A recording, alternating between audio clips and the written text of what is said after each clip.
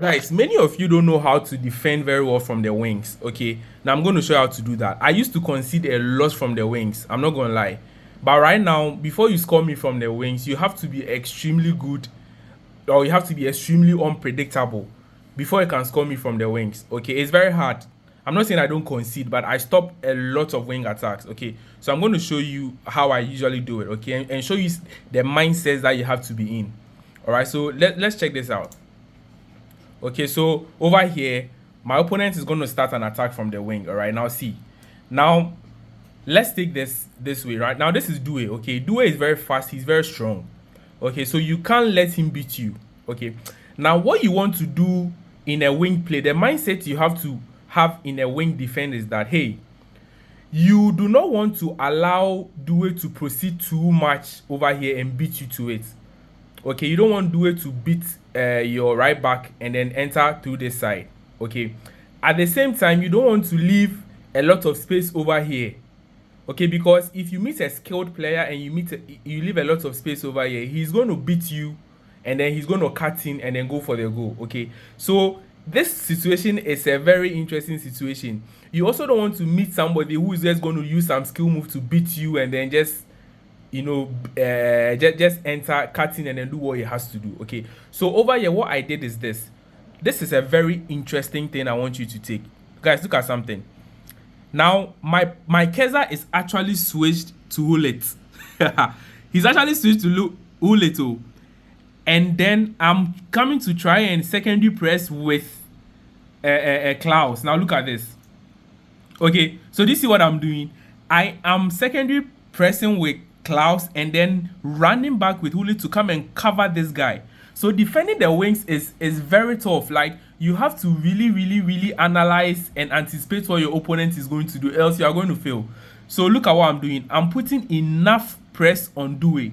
At the same time, I'm making sure that he doesn't have any passing cutting option by pressing this guy with Hulit.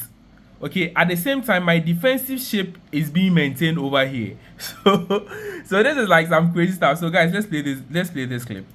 Okay, so this is what happens. Now I realize that he's trying to beat me with Due, so I have to switch fast to Klaus and put more pressure on him because I can't allow him to cut in or I can't allow him to go back. Like, I have to take the ball. Immediately Due cuts in, I'm in trouble. Okay, so see what happens here. Okay, so do you see what happens? Guys, let me just go back shortly. Do you see what happens? Now, I make a run like this. About 30 degrees angle to Due. I don't make a run straight to about 30-degree angle to Due. So look at this. See the direction of my run over here. Do you see? Do you see how I'm running? I'm running here. Okay, I'm facing this direction instead of following him over here. Okay, so this is very interesting. Okay, so let's play.